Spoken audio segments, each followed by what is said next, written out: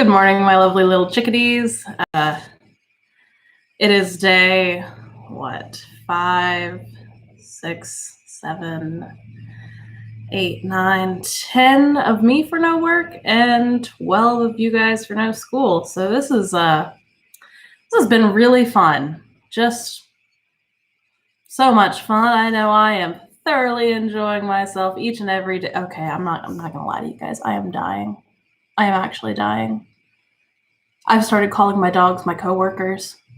They fight constantly. It's awful. Yesterday, one of them thought that we were being attacked for an hour and a half and stood by the door boofing.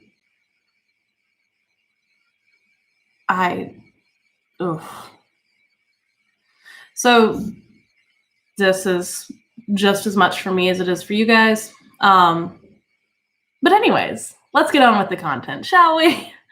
So last Thursday, we started reading Fahrenheit 451 by Ray Bradbury. This is one of my favorite stories. We met Guy Montag, who is a fireman. Now, bear in mind, this is a futuristic story, and in this particular future, firemen do not put out fires. Instead, they start them. Specifically, they start them in order to punish people who own books. Now, as an English teacher, you can see why that might be a problem for me. I have too many books, and I love them all dearly. But it's a really interesting take on what happens when we do stop reading. So just from the little bit that we've gone through, the society that Montag lives in is very fast-paced. They are constantly streaming either by listening to the radio through what are referred to as seashells, or by watching televisions that surround them on all sides. It's cool and it's crazy, and it is a bit of a warning if you stop and think about it. So we met Guy Montag. Guy Montag met his new neighbor, Clarice McClellan, who is a young 17-year-old girl, and she is crazy by her own admission. 17 and crazy, that's what her uncle says to say. We've also seen a little bit about his job. He works at a fire station, and within that, we have met the Hound, which is a metallic dog-like creature with much too many appendages, and it can easily inject and take down any victims that the firemen decide to set for it. Now, Montag thinks the Hound's got it out for him, which is not good. It's instantaneous death, procaine needle, bad plan. And Beatty, the fire captain, thinks he might be a little bit crazy. So we're picking up, we're about halfway through chapter 1, I believe. I am having to read this off of my cell phone telephone because I did not think to bring my copy of it with me when we left for quarantine, because I thought that I was going to get to go back to my classroom. Yay! So, let's get started, shall we? 1, 2, 3, 4, 5, 6, 7 days. And as many times as he came out of the house and Clarice was there somewhere in the world. Once he saw her shaking a walnut tree. Once he saw her sitting on the lawn knitting a blue sweater. 3 or 4 times he found a bouquet of late flowers on his porch, or a handful of chestnuts in a little sack, or some autumn leaves neatly pinned to a sheet of white paper and thumbtacked to his door. Every day Clarice walked him to the corner. One day it was raining, the next it was clear, the day after that the wind blew strong, and the day after that it was mild and calm, and the day after that calm day was like the day of a furnace summer, and Clarice with her face all sunburnt by late afternoon. "Why is it," he said one time at the subway entrance, "I feel like I've known you many years?" "Because I like you," she said, "and I don't want anything from you, and because we know each other." "You make me feel very old and very much like a father." "Now you explain," she said, "why you haven't any daughters like me if you love children so much." "I don't know." "You're joking." "I mean," he stopped and shook his head. "Well, my wife, she just never wanted any children at all." The girl stopped smiling. "I'm sorry. I really thought that you were having fun at my expense. I'm a fool." No, he said. "It was a good question. It's been a long time since anyone cared enough to ask. A good question." Let's talk about something else. Have you ever smelled old leaves? Don't they smell like cinnamon? Here, smell. Why, yes. It is like cinnamon in a way. She looked at him with her clear, dark eyes. You always seem shocked. It's just I haven't had time. Did you look at the billboards stretched out like I told you? I think so, yeah. He laughed. Your laugh sounds much nicer than it did. Does it? Much more relaxed. He felt at ease and comfortable. Why aren't you in school? I see you out every day wandering around. Oh, they don't miss me, she said. I'm antisocial, they say. I don't mix. It's strange. I'm very social indeed. Guess it all depends on what you mean by social, doesn't it? Social to me means talking to you about things like this. She rattled some chestnuts that had fallen off the tree in the front yard. Or talking about how strange the world is. Being with people is nice. But I don't think it's social to get a bunch of people together and not let them talk, do you? An hour of TV class, an hour of basketball or baseball or running, another hour of transcription history or painting pictures, and more sports, but do you know, we never ask questions, or at least most don't. They just run the answers at you, bing, bing, bing, and all of us sitting there for 4 more hours of film teacher. That's not social to me at all. It's a lot of funnels and a lot of water poured down the spout and out the bottom, and them telling us it's wine when it's not. They run us so ragged by the end of the day, we can't do anything but go to bed or head to the fun park to bully people around, break window panes in the window smasher place, or wreck cars in the car wrecker place with the big steel ball, or go out in the cars and race on the streets, trying to see how close you can get to the lamppost, playing chicken and knock hubcaps. I guess I'm everything they say I am, all right. I haven't any friends. That's supposed to prove I'm abnormal. But everyone I know is either shouting or dancing around like wild or beating one another up. Do you notice how people have to hurt each other nowadays? You sound so very old. Sometimes I'm ancient. I'm afraid of children my own age. They kill each other. Did it always used to be that way? My uncle says no. 6 of my friends have been shot in the last year alone, and 10 of them died in car wrecks. I'm afraid of them, and they don't like me because I'm afraid. My uncle says his grandfather remembered when children didn't kill each other. But that was a long time ago when they had different things. They believed in responsibility, my uncle says. Do you know, I'm responsible. I was spanked when I needed it years ago, and I do all the shopping and household cleaning by hand. But most of all, she said, I like to watch people. Sometimes I ride the subway all day and look at them and listen to them. I just want to figure out who they are and what they want and what they're doing. Sometimes I even go to the fun parks and ride in the jet cars as they race on the edge of town at midnight, and the police don't care as long as they're insured. As long as everyone has 10,000 insurance, everyone's happy. Sometimes I sneak around and listen in subways, or I listen at the soda fountains, and do you know what? What? People don't talk about anything. Oh, they must. No, not anything. They name a lot of cars or clothes or swimming pools mostly and say, how swell. But all they say is the same thing, and nobody says anything different from anyone else. And most of the time in the caves, they have the joke boxes on, the same jokes most of the time, or the music wall lit and the colored patterns running up and down. But it's only color and abstract. And at the museums, have you ever been? All abstract. That's all there is now. My uncle says it was different once. A long time back, some pictures said things, or even showed people.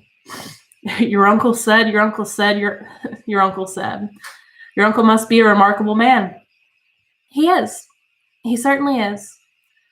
Well, I've got to be going. Goodbye, Mr. Montag. Goodbye. Goodbye. 1, 2, 3, 4, 5, 6, 7 days. The firehouse. Montag, you shin that pole like a bird up a tree. 3rd day. Montag, I see you came in the back door this time. The hound bother you? No. 4th day. Montag, a funny thing. Heard tell this morning. Fireman in Seattle purposefully set a mechanical hound to his own chemical complex and let it loose. What kind of suicide would you call that? 5, 6, 7 days. And then Clarice was gone. He didn't know what there was about the afternoon, but it was not seeing her somewhere in the world.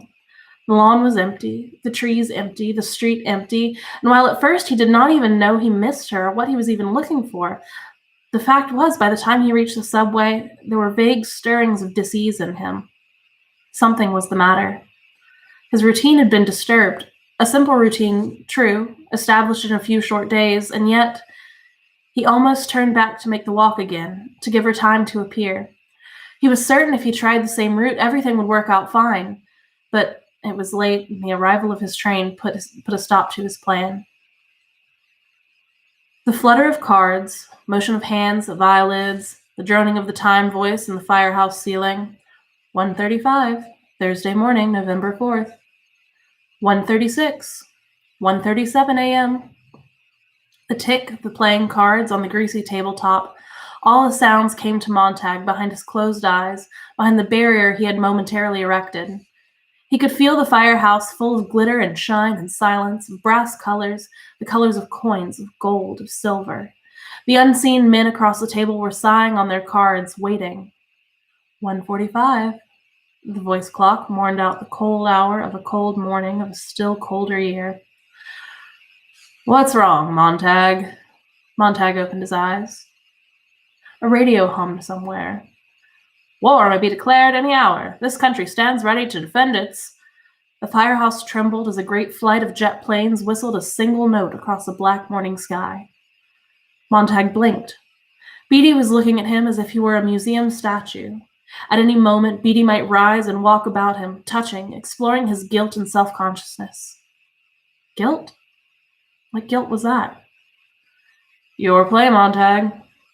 Montag looked at these men, whose faces were sunburnt by 1,000 real and 10,000 imaginary fires, whose work flushed their cheeks and fevered their eyes, these men who looked steadily into their platinum igniters as they lit their eternally burning black pipes, they and their charcoal hair and soot-colored brows and bluish ash-smeared cheeks where they had shaven close, but their heritage showed.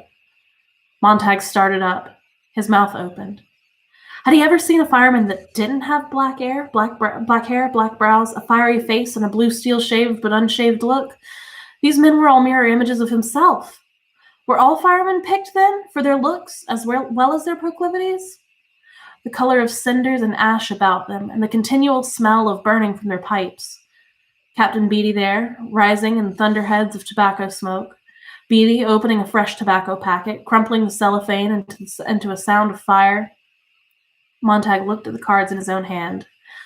I've been thinking about the fire last week, about the man whose library we fixed. What happened to him? They took him screaming off to the asylum. He wasn't insane. Beatty arranged his cards quietly. Any man's insane who thinks he can fool the government and us. I've tried to imagine, said Montag, just how it would feel. I mean, to have firemen burn our houses and our books. We haven't any books. But if we did have some. You got some? Beatty blinked slowly. No. Montag gazed beyond them to the wall with the typed list of 1,000,000 forbidden books. Their names leapt in fire, burning down the years under his axe and his hose, which sprayed not water but kerosene. No.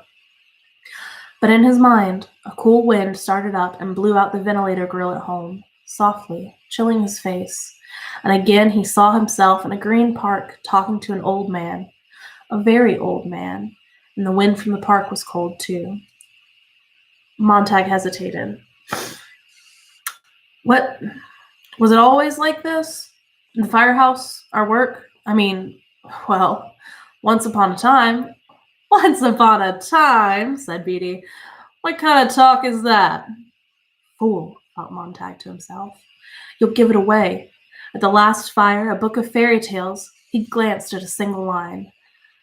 I mean, he said, in the old days, before homes were completely fireproofed. Suddenly, it seemed like a much younger voice was speaking for him. He opened his mouth, and it was Clarice McClellan saying, Didn't firemen prevent fires rather than stoke them up and get them going? That's rich. Stonemen in black drew forth their rule books, which also contained brief histories of the firemen of America, and laid them out where Montag, though long familiar with them, might read. Established, 1790, to burn English-influenced books in the colonies. First fireman, Benjamin Franklin. Rule 1, answer the alarm quickly. 2, start the fire swiftly. 3, burn everything. 4, report back to the firehouse immediately. 5, stand alert for other alarms. Everyone watched Montag. He did not move. The alarm sounded. The bell in the ceiling kicked itself 200 times. Suddenly there were 4 empty chairs. The cards fell in a flurry of snow. The brass pole shivered. The men were gone. Montag sat in his chair. Below, the orange dragon coughed to life. Montag slid down the pole like a man in a dream. The mechanical hound leapt in its kennel, its eyes all green flame. "Montag, you forgot your helmet!" He seized it off the wall behind him, ran, leapt, and they were off, the night wind hammering about their siren scream and their mighty metal thunder.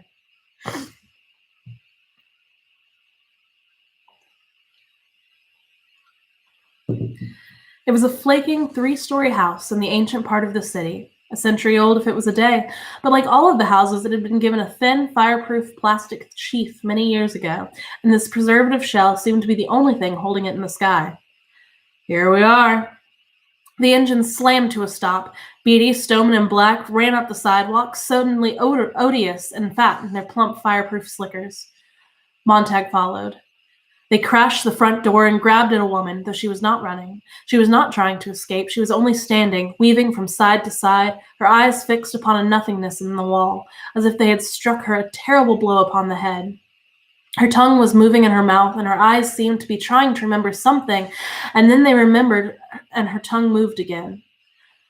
"Play the man, Mr. Ridley. We shall this day light such a candle, by God's grace in England, as I trust shall never be put out."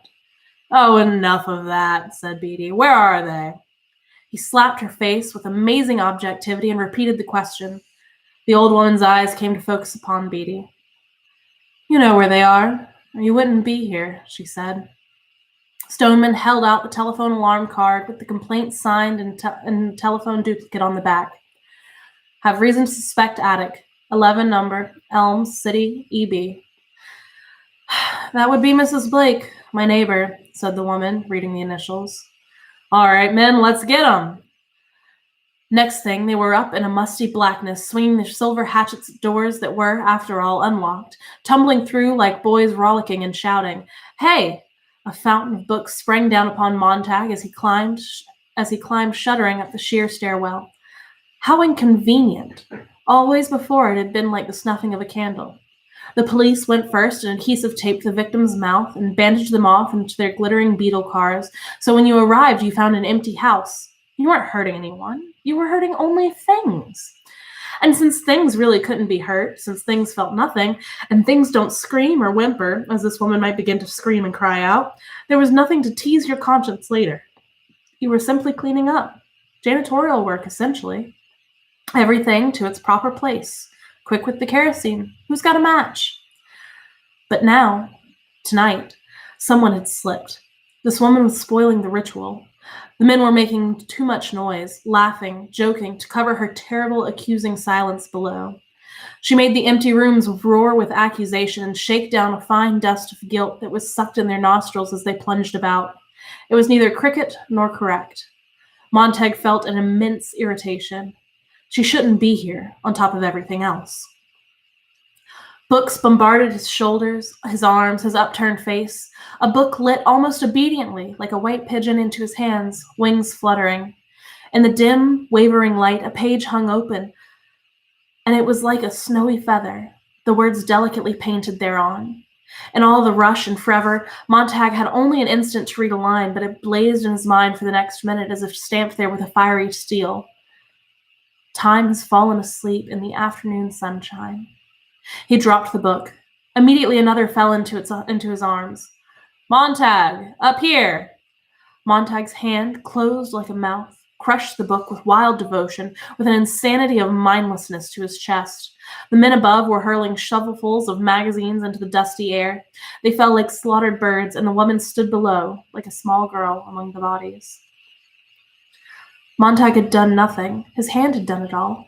His hand, with a brain of its own, with a conscience and a curiosity in each trembling finger, had turned thief. Now it plunged the book back under his arm, pressed it tight to sweating armpit, rushed out empty, with a magician's flourish. "Look, Innocent, look. He gazed, shaken, at that white hand. He held it way out as if he were farsighted. He held it close as if he were blind. Montag! He jerked about. Don't just stand there, idiot.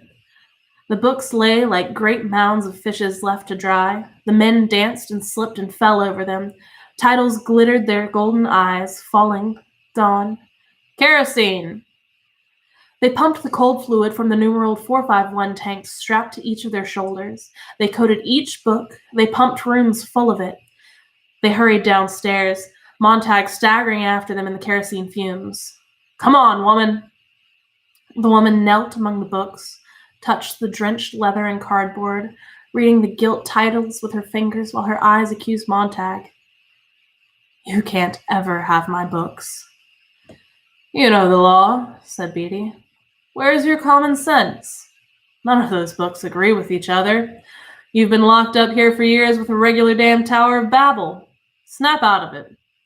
The people in those books never lived. Come on now. She shook her head. The whole house is going up, said Beatty. The men walked clumsily to the door. They glanced back at Montag, who stood near the woman. You're not leaving her here, he protested. She won't come. Force her then. Beatty raised his hand, in which was concealed the igniter. We're due back at the house. Besides, these fanatics always try suicide. The pattern's familiar. Montag placed his hand on the woman's elbow. You can come with me. No, she said. Thank you anyway. I'm counting to 10, said Beatty. 1, 2. Please, said Montag. Go on, said the woman. 3, 4. Here, Montag pulled at the woman. The woman replied quietly. I want to stay here. 5, 6. You can stop counting, she said. She opened the fingers of one hand slightly, and in the palm of the hand was a single, slender object. An ordinary kitchen match. The sight of it rushed the men out of the house and out and down and away from the house. Captain Beatty, keeping his dignity, backed slowly through the front door, his pink face burnt and shiny from 1,000 fires and the night excitements. God, thought Montag, how true. Always at night the alarm comes, never by day. Is it because fire is prettier by night? More spectacle? A better show? The pink face of Beatty now showed the faintest panic in the door. The woman's hand twitched on the single matchstick. The fumes of the kerosene bloomed up about her. Montag felt the hidden book pound like a heart against his chest. Go on, said the woman, and Montag felt himself back away and out the door after Beatty, down the steps across the lawn where the path of kerosene lay like the track of some evil snail. On the porch where she had come to weigh them quietly with her eyes, her quietness a condemnation, the woman stood, motionless. Beatty flicked his fingers to spark the kerosene. He was too late. Montag gasped. The woman on the porch reached out with contempt to them all and struck the kitchen match against the railing. People ran out of houses all down the street. They said nothing on their way back to the firehouse. Nobody looked at anyone. Montag sat in the front with Beatty and Black. They did not even smoke their pipes. They sat there, looking out of the front of the great salamander as they turned a corner and went silently on. Master Ridley, said Montag at last. Said Beatty. She said, Master Ridley. She said some crazy thing when we came in the door. Play the man, she said. Master Ridley. Something. We shall this day light such a candle, by God's grace in England, as I trust shall never be put out, said Beatty. Stoneman glanced over at the captain, as did Montag, startled. And Beatty rubbed his chin. A man named Latimer said that to a man named Nicholas Ridley as they were being burnt alive at Oxford for heresy on October 16th, 1555. Montag and Stoneman went back to looking out at the street as it moved under the engine wheels. I'm full of bits and pieces, said Beatty. Most fire captains have to be. Sometimes I even surprise myself. Watch it, Stoneman! Stoneman braked the truck. Damn! Gone right by the corner where we turned for the firehouse. Who is it? "Who would it be?" said Montag, leaning back against the closed door in the dark. His wife said at last, "Well, put on the light." "I don't want the light. Come to bed." He heard her roll impatiently, the bed springs squealing. "Are you drunk?" she said. So it was the hand that had started it all. He felt one hand, and then the other work his coat free, let it slump to the floor. He held his pants out into an abyss and let them fall into darkness. His hands had been infected, and soon it would be his arms. He could feel the poison working up to his wrists, into his elbows and his shoulders, and then the jump over from shoulder blade to shoulder blade, like a spark leaping a gap. His hands were ravenous, and his eyes were beginning to feel hunger, as if they must look at something, anything, everything. His wife said, "What are you doing?"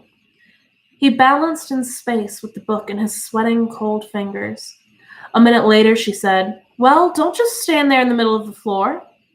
He made a small sound. "What?" He made more soft sounds. He stumbled towards the bed and shoved the book clumsily under the cold pillow. He fell into his bed, and his wife cried out, startled. He lay far across the room from her, on a winter island separated by an empty sea.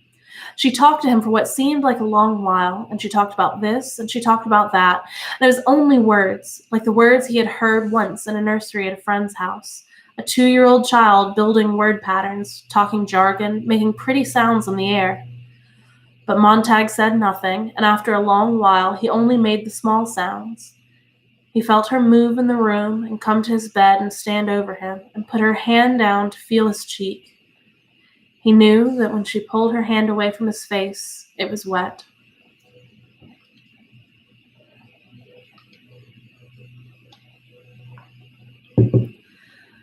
Late in the night, he looked over at Mildred. She was awake. There was a tiny dance of melody in the air. Her seashell was tamped in her ear again. She was listening to far people in far places, her eyes wide and staring at the fathoms of blackness above her in the ceiling. Wasn't there an old joke about the wife who talked so much on the telephone that her desperate husband ran out to the nearest store and telephoned to ask her what was for dinner? Well then, why didn't he just buy himself an audio seashell broadcasting station and talk to his wife late at night, murmur, whisper, shout, scream, yell? But what would he whisper? What would he yell? What could he say? And suddenly she was so strange he couldn't believe he knew her at all. He was in someone else's house, like those jokes people told of the gentleman drunk coming home late at night, unlocking the wrong door, entering the wrong room, and betting with a stranger and getting up early and going to work, neither of them the wiser. "Millie," he whispered. "What?" "I didn't mean to startle you. What I want to know is, well, when did we meet? And where?" "When did we meet for what?" she asked. "I mean, originally." He knew she must be frowning in the dark. He clarified. "The first time we ever met, where was it, and when?" "Why, it was..." She stopped. "I don't know," she said. He was cold. "Can't you remember?" "It's been so long. Only 10 years, that's all. Not only 10. Don't get excited, I'm trying to think." She laughed, an odd little laugh that went up and up. "Funny, how funny not to remember where or when you met your husband or wife." He lay, massaging his eyes, his brows, and the back of his neck slowly. He held both hands over his eyes and applied steady pressure there, as if to crush memory into place. It was suddenly more important than any other thing in a lifetime that he know where he had met Mildred. It doesn't matter. She was up in the bathroom now, and he heard the water running and the swallowing sound she made. "No, I guess not," he said. He tried to count how many times she swallowed, and he thought of the visit from the 2 zinc oxide-faced men with the cigarettes in their straight-line mouths, and the electronic-eyed snake winding down into the layer upon layer of night and stone and stagnant spring water, and how he wanted to call out to her, "How many had you taken tonight? The capsules. How many would you take later and not know?" And so on, every hour. Or maybe not tonight, tomorrow night. And me not sleeping tonight or tomorrow night or any other night for a long while now. This has started. And he thought of her lying on the bed with the two technicians standing straight over her, not bent with concern, but only standing straight, arms folded. And he remembered thinking that if she died, he would certainly not cry, for it would be the dying of an unknown, a street face, a newspaper image. And it was suddenly so very wrong that he had begun to cry, not at death, but at the thought of not crying at death. A silly, empty man near a silly, empty woman, while the hungry snake made her still more empty. How do you get so empty? He wondered. Who takes it out of you? And that awful flower the other day, the dandelion, it had summed up everything, hadn't it? What a shame. You're not in love with anyone. And why not? Well, wasn't there a wall between him and Mildred when you came down to it? Literally not one wall, but so far 3. And expensive, too. And the uncles, the aunts, the cousins, the nieces, the nephews that lived in those walls, the gibbering pack of tree apes that said nothing, nothing, nothing, and said it loud, loud, loud. He had taken to calling them relatives from the very first. How's Uncle Louis today? Who? And Aunt Maud? The most significant memory he had of Mildred, really, was of a little girl in a forest without trees. How odd. Or rather, a little girl lost on a plateau where there used to be trees. You could feel the memory of their shapes all about, sitting in the center of the living room. The living room. What a good job of labeling that was now. No matter when he came in, the walls were always talking to Mildred. Something must be done. Yes, something must be done. Well, let's not stand to talk. Let's do it. I am so mad I could spit. What was it all about? Mildred couldn't say. Who was mad at whom? Mildred didn't quite know. What were they going to do? Well, said Mildred, wait around and see. He had waited around to see. A great thunderstorm of sound gushed from the walls. Music bombarded him at such immense volumes that his bones were almost shaken from their tendons. He felt his jaw vibrate, his eyes wobble in his head. He was a victim of concussion. When it was all over, he felt like a man who had been thrown from a cliff, whirled in a centrifuge, and spat out over a waterfall that fell into emptiness and never quite touched bottom, never quite, no, not quite touched bottom. And you fell so fast you didn't touch the sides either.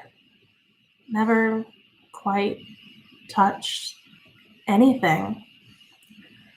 The thunder faded. The music died. There, said Mildred. And it was indeed remarkable. Something had happened. Even though the people of the walls in the room had barely moved and nothing had really been settled, you had the impression that someone had turned on a washing machine or sucked you up into a gigantic vacuum. You drowned in music and pure cacophony. He came out of the room sweating and on the point of collapse. Behind him, Mildred sat in her chair and the voices went on again. Well, everything will be all right now, said an aunt. Oh, don't be too sure, said a cousin. Now, don't get angry. Who's angry? You are. I am? You're mad. Why would I be mad? Because. That's all very well, cried Montag, but what are they mad about? Who are these people? Who's that man and that woman? Are they husband and wife? Are they divorced, engaged? What? Good God, nothing's connected up. They, said Mildred, well, they had this fight, you see. They certainly fight a lot. You should listen. I think they're married. Yes, they're married. Why? And if it was not the 3 walls, soon to be 4 walls, and the dream complete, then it was the open car and Mildred driving 100 miles an hour across town, he shouting at her and she shouting back, and both trying to hear what the other said, but hearing only the scream of the car. At least keep it down to the minimum, he yelled. What? She cried. Keep it down to 55, the minimum, he shouted. The what? She shrieked. Speed, he shouted. And she pushed it up to 105 miles per hour and tore the breath from his mouth. When they stepped out of the car, she had the seashells stuffed in her ears. Silence. Only the wind was blowing softly. Mildred, he stirred in bed. He reached over and pulled the tiny musical insect out of her ear. Mildred. Mildred. Yes? Her voice was faint. He felt he was one of the creatures electronically inserted in the slots of the phono-colored walls, speaking, the speech not piercing the crystal barrier. He could only pantomime, hoping she would turn his way and see him, that they could not touch through the glass. Mildred, do you know that girl I was telling you about? What girl? She was almost asleep. The girl next door. What girl next door? You know, the high school girl. Clarice, her name is. Oh, yeah, said his wife. I haven't seen her for a few days. 4 days to be exact. Have you seen her? No. I meant to talk to you about her. Strange. Oh, I know the one you mean. I thought you would. Her, said Mildred in the dark room. What about her? Asked Montag. I meant to tell you. Forgot. I forgot. Tell me now, what is it? I think she's gone. Gone? Whole family moved out somewhere, but she's gone for good. I think she's dead. We couldn't be talking about the same girl. No, the same girl, McClellan. McClellan. Run over by a car 4 days ago. I'm not sure, but I think she's dead. The family moved out anyways. I don't know, but I think she's dead. You're not sure of it? No, not sure. Pretty sure. Why didn't you tell me sooner? Forgot. 4 days ago? I forgot all about it. 4 days ago, he said, quietly, lying there. They lay there in the dark room, not moving, either of them. Good night, good night, she said at last. He heard a faint rustle. Her hand moved. The electric thimble moved like a praying mantis on the pillow, touched by her hand. Now it was in her ear again, humming. He listened and his wife was singing under her breath. Outside the house, a shadow moved. An autumn wind rose up and faded away. But there was something else in the silence that he heard. It was like a breath exhaled upon the window. It was like the faint drift of greenish luminescent smoke, the motion of a single October leaf blowing across the lawn and away. The hound, he thought. It's out there tonight. If I open the window... He did not open the window.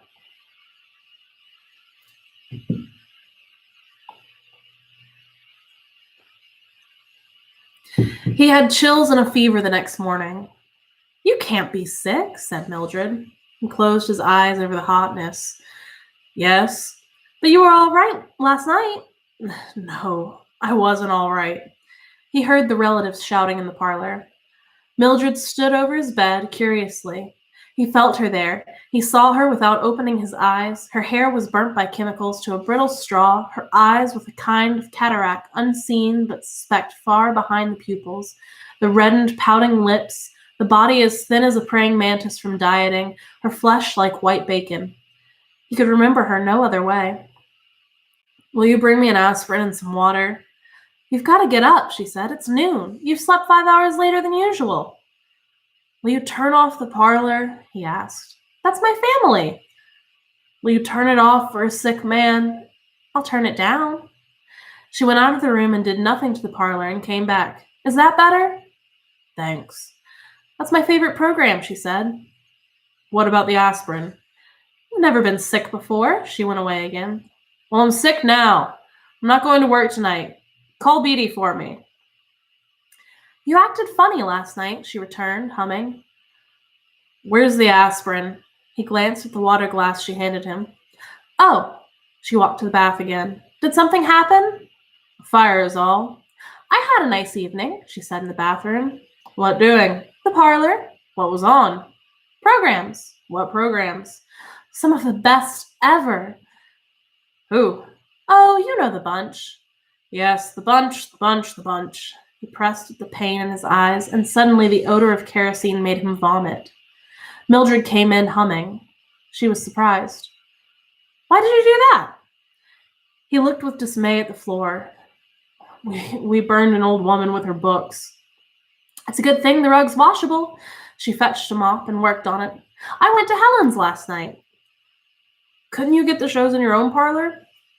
Sure, but it's nice visiting. She went out into the parlor. He heard her singing. Mildred, he called. She returned, singing, snapping her fingers softly. "Aren't you going to ask me about last night?" he said. "What about it?" "We burned 1,000 books. We burned a woman." "Well?" The parlor was exploding with sound. "We burned copies of Dante and Swift and Marcus Aurelius." "Wasn't he a European?" "Something like that." "Wasn't he a radical?" "I never read him." "He was a radical," Mildred fiddled with the telephone. "You don't expect me to call Captain Beatty, do you?" "You must." "Don't shout." "I wasn't shouting." He was up in the bed suddenly, enraged and flushed, shaking. The parlor roared in the hot air. "I can't call him. I can't tell him I'm sick." "Why?" "Because you're afraid," he thought. A child feigning illness, afraid to call because after a moment's discussion the conversation would run so. "Yes, Captain, I feel better already. I'll be in at 10 o'clock tonight." "You're not sick," said Mildred. Montag fell back in bed. He reached under his pillow. The hidden book was still there. "Mildred, how would it be if, well, maybe I quit my job for a while?" "You want to give up everything? After all these years of working because one night some woman in her books, you should have seen her, Millie. She's nothing to me. She shouldn't have had books. It was her responsibility. She should have thought of all of that. I hate her. She's got you going, and next thing you know, we'll be out. No house, no job, nothing." "You weren't there. You didn't see," he said. "There must be something in books, things we can't imagine to make a woman stay in a burning house. There must be something there. You don't stay for nothing." She was simple-minded. She was as rational as you and I, more so perhaps, and we burned her. That's water under the bridge. No, not water, fire. You ever seen a burned house? It smolders for days. Well, this fire will last me the rest of my life. God, I've been trying to put it out of my mind all night. I'm crazy with trying. Should have thought of that before becoming a fireman. "Thought," he said. "Was I given a choice? My grandfather and father were firemen. In my sleep, I ran after them." The parlor was playing a dance tune. "This is the day you go in the early shift," said Mildred. "You should have gone 2 hours ago. I just noticed." "It's not just the woman died," said Montag. "Last night, I thought about all that kerosene I've used in the past 10 years, and I thought about books, and for the first time I realized that a man was behind each one of those books, a man who had to think them up, a man who had to take a long time to put them down on paper, and I never even thought about that before." He got out of bed. "It took some man a lifetime, maybe 2, to put some of his thoughts down, look around at the world and life, and then I come along in 2 minutes and boom, it's all over."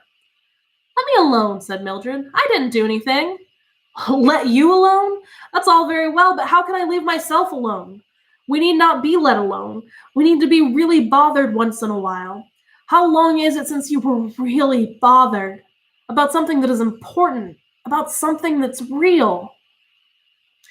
And then he shut up, for he remembered the last week and the 2 white stones staring up at the ceiling and the pump snake with the probing eye and the 2 soap-faced men with their cigarettes moving in their mouths when they talked. But that was another Mildred. That Mildred was so deep inside this one and so bothered, really bothered, that the 2 women had never met. He turned away. Mildred said, "Well, now you've done it. Out in front of the house. Look who's here."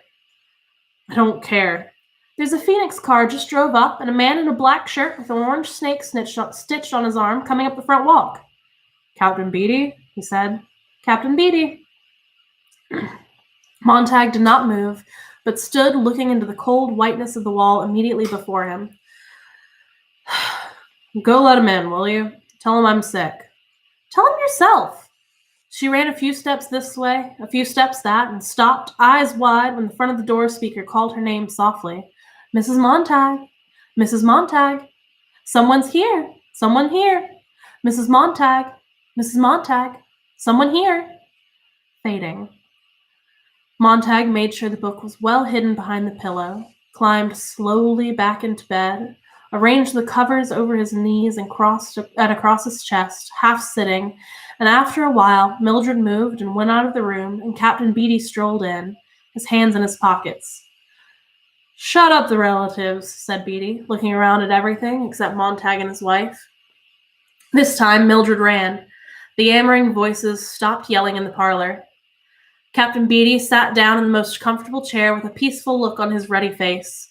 He took time to prepare and light his brass pipe and puff out a great smoke cloud. Just thought I'd come by and see how the sick man is. How'd you guess? Beatty smiled his smile, which showed the candy pinkness of his gums and the tiny candy whiteness of his teeth. I've seen it all. You were going to call for a night off. Montag sat in bed. Well, said Beatty, take the night off. He examined his eternal matchbox, the lid of which said guaranteed, 1,000,000 lights in this igniter, and began to strike the chemical match abstractedly. Blowing out, strike, blow out, strike, speak a few words, blow out. He looked at the flame. He blew, he looked at the smoke. When will you be well? Tomorrow. The next day, maybe. First of the week. Beatty puffed his pipe. Every fireman, sooner or later, hits this. They only need understanding to know how the wheels run. Need to know the history of our profession. They don't feed it to rookies like they used to. Damn shame. Puff. Only fire chiefs remember it now. Puff. I'll let you get on it. Mildred fidgeted. Beatty took a full minute to settle himself in and think back for what he wanted to say. When did it start? When did it all start, you ask? This job of ours? How did it come about? Where and when? Well, I'd say it really got started around a thing called the Civil War, even though our rule book claims it was founded earlier. The fact is, we didn't get along well until photography came into its own. Then motion pictures in the early 20th century, radio, television. Things began to have mass. Montag sat in bed, not moving. And because they had mass, they became simpler, said Beatty. Once, books appealed to a few people here, there, everywhere. They could afford to be different. The world was roomy. But then the world got full of eyes and elbows and mouths, double, triple, quadruple population. Film and radios, magazines, books, leveled down to a sort of paste-pudding norm. Do you follow me? I think so. Beatty peered at the smoke pattern he had put out in the air. Picture it. 19th century man with his horses, dogs, carts, slow motion. Then in the 20th century, speed up your camera. Books cut shorter. Condensations, digests, tabloids. Everything boils down to the gag, the snap ending. Snap ending, Mildred nodded. Classics cut to fit 15-minute radio shows, then cut again to fill a 2-minute book column, winding up at last a 10 or 12-line dictionary resume. I exaggerate, of course. The dictionaries were for reference, but many were those whose sole knowledge of Hamlet, you know the title, certainly, Montag. It is probably only a faint rumor of a title to you, Mrs. Montag, whose sole knowledge, as I say, of Hamlet was a one-page digest in a book that claimed, now at last you can read all the classics. Keep up with your neighbors. Do you see? Out of the nursery and into the college and back to the nursery. That's your intellectual pattern for the past 5 centuries or more. Mildred arose and began to move around the room, picking things up and putting them down. Beatty ignored her and continued. Speed up the film, Montag, quick. Click, pick, look, eye, now, flick, here, there, swift, pace, up, down, in, out, why, how, who, what, where, bang, smack, wallop, bing, bong, boom. Digest, digest. Politics, 1 column, 2 sentences, a headline. Then in midair, all vanishes. Whirl a man's mind around so fast that under the pumping hands of publishers, exploiters, broadcasters, that the centrifuge flings off all unnecessary, time-wasting thought. Mildred smoothed the bedclothes. Montag felt his heart jump and jump again as she patted his pillow. Right now, she was pulling at his shoulder, trying to get him to move so she could take the pillow out and fix it nicely and put it back, and perhaps cry out and stare, or simply reach her hand down and say, "What's this?" and hold the hidden book with touching innocence. Schools shortened, discipline relaxed, philosophies, histories, languages dropped, English and spelling gradually neglected, finally almost completely ignored. Life is immediate. The job counts. Pleasure lies about after work. Why learn anything save pressing buttons? Why learn anything save pressing buttons, pulling switches, flicking nuts and bolts? "Let me fix your pillow," said Mildred. "No," whispered Montag. "The zipper displaces the button, and man lacks just that much time to think while he's dressing at dawn. A philosophical hour, and thus a melancholy hour," Mildred said. "Here." "Get away," said Montag. "Life becomes one big pratfall, Montag. Everything bang, off, and wow." "Wow," said Mildred, yanking the pillow. "For God's sake, let me be!" cried Montag passionately. Beatty opened his eyes wide. Mildred's hand had frozen behind the pillow. Her fingers were tracing the book's outline as the shape became familiar. Her face looked surprised and then stunned. Her mouth opened to ask a question. Empty theaters, save for clowns, and furnished the rooms with glass walls and pretty colors running up and down the walls like confetti or blood or sherry or soldering. "You like baseball, don't you, Montag?" "Baseball's a fine game." Now Beatty was almost invincible. A voice somewhere behind a screen of smoke. He was almost invisible. A voice somewhere behind a screen of smoke. "What's this?" asked Mildred, almost with delight. Montag heaved back against her arms. "What's this here?" "Sit down!" Montag shouted. She jumped away, her hands empty. "We are talking." Beatty went on as if nothing had happened. "You like bowling, don't you, Montag?" "Bowling, yeah." "And golf?" "Golf's a fine game." "Basketball?" "Fine game." "Billiards, pool, football?" "Fine games, all of them." "More sports for everyone. Group spirit. Fun. And you don't have to think, eh? Organize and super organize, super sports. More cartoons and books, more pictures. The mind drinks less and less. Impatience. Highways full of crowds going somewhere, nowhere. The gasoline refugee. Towns turn into motels. People in nomadic surges from place to place, following the moon tides, living tonight in the room where you slept this noon and I the night before. Mildred went out of the room and slammed the door shut. The parlor aunts began to laugh at the parlor uncles. "Now, let's take up the minorities in our civilization, shall we? Bigger the population, the more minorities. Don't step on the toes of the dog lovers, the cat lovers, doctors, lawyers, merchants, chiefs, Mormons, Baptists, Unitarians, second-generation Chinese, Swedes, Italians, Germans, Texans, Brooklynites, Irishmen, people from Oregon or Mexico. The people in this book, or this play, this TV serial are not meant to represent any actual painters, cartographers, mechanics anywhere. The bigger your market, Montag, the less you handle controversy. Remember that.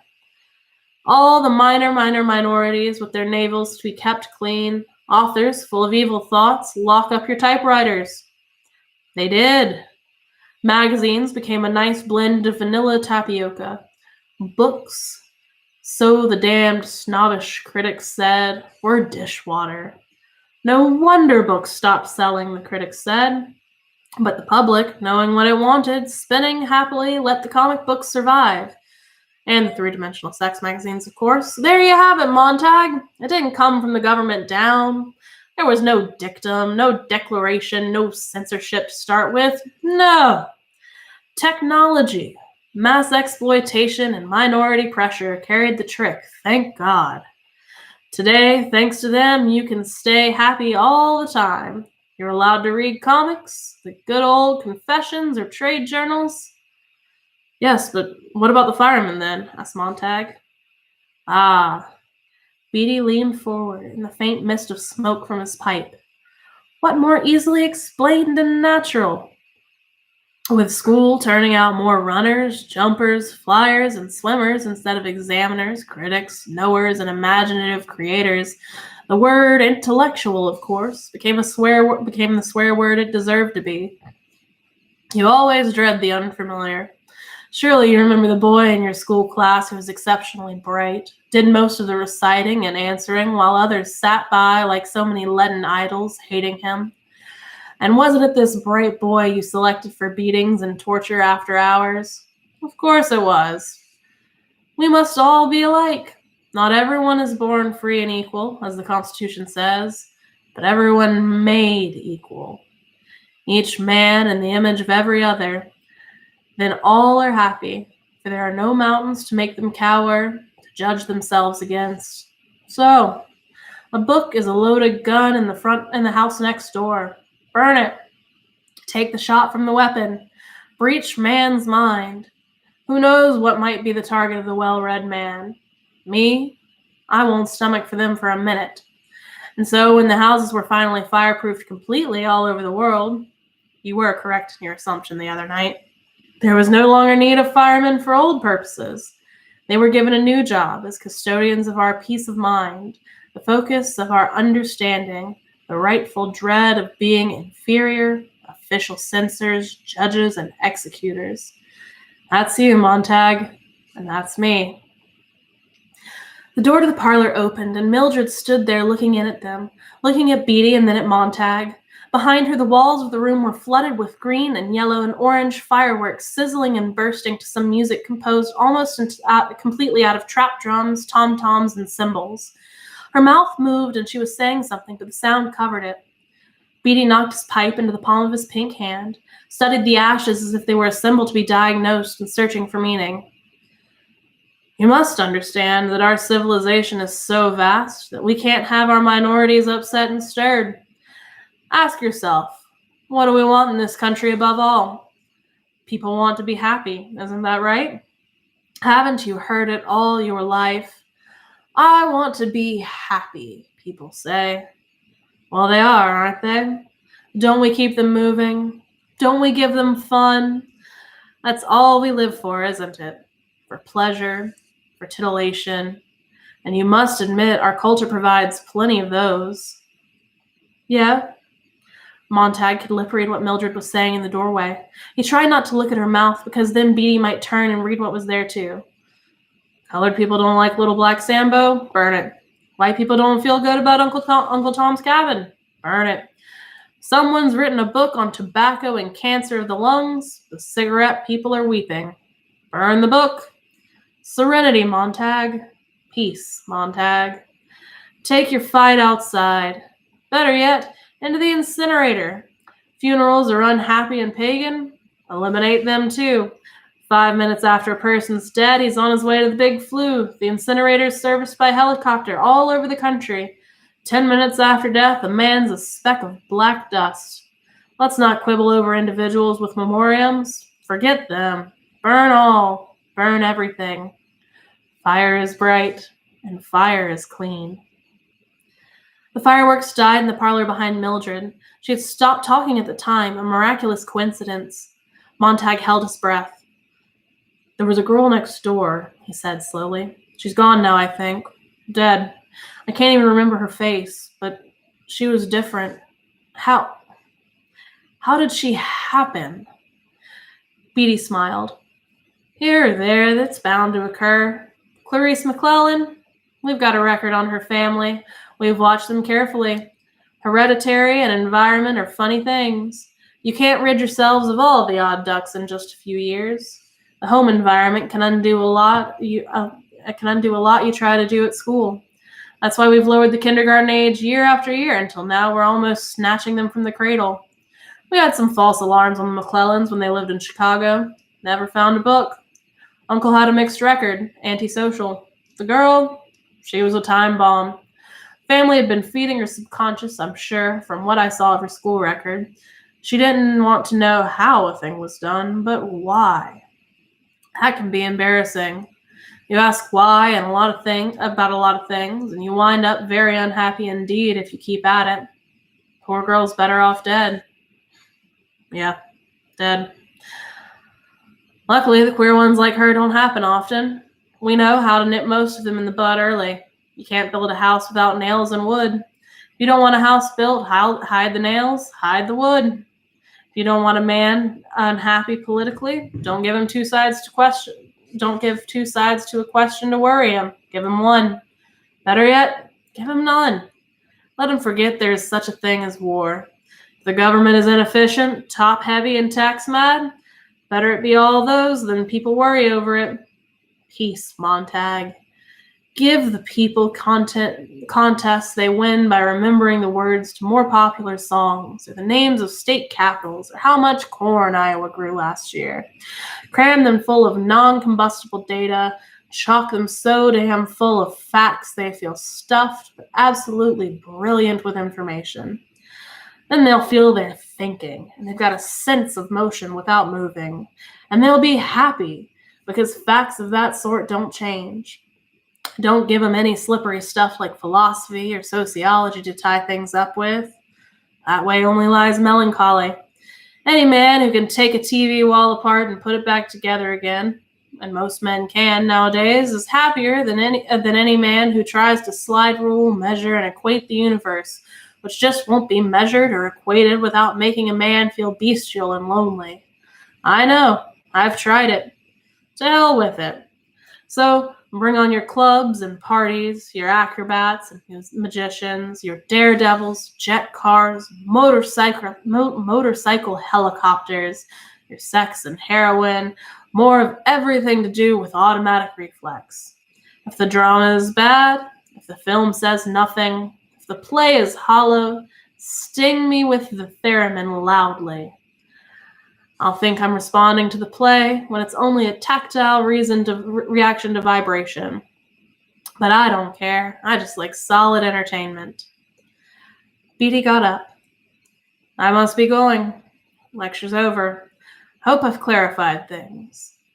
The important thing for you to remember, Montag, is we're the Happiness Boys. The Dixie duo, you and I and the others.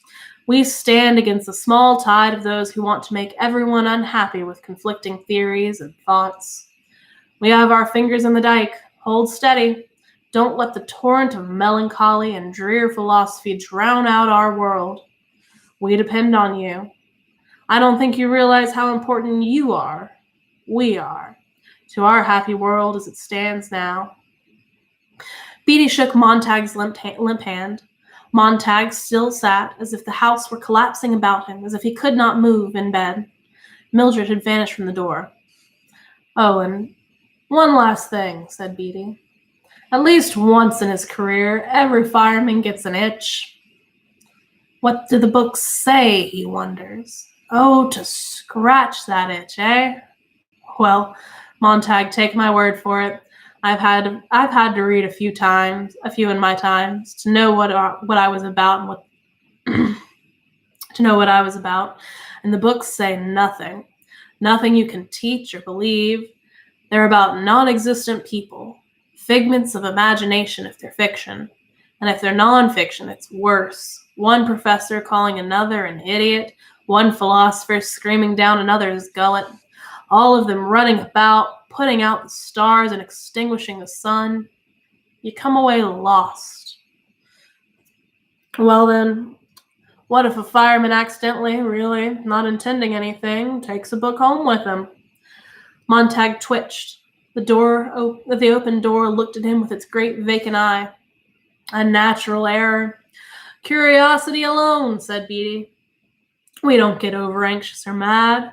We let the fireman keep the book 24 hours. If he hasn't burned it by then, we simply come burn it for him. Of course. Montag's mouth was dry. Well, Montag, will you take another shift later today? Will we see you tonight, perhaps? I don't know, said Montag. What? Beatty looked faintly surprised. Montag shut his eyes. I'll be in later. Maybe. We'd certainly miss you if you didn't show, said Beatty, putting his pipe in his pocket thoughtfully. I'll never come in again, thought Montag. Get well and keep well, said Beatty. He turned and went out through the open door. All right, lovelies, we are almost done, but I'm not going to keep you any longer. It's been an hour, and this has been a very long stream. So I hope you guys have a great day. Be safe, make good choices, don't get serial killed. Remember to wash your hands. Bye.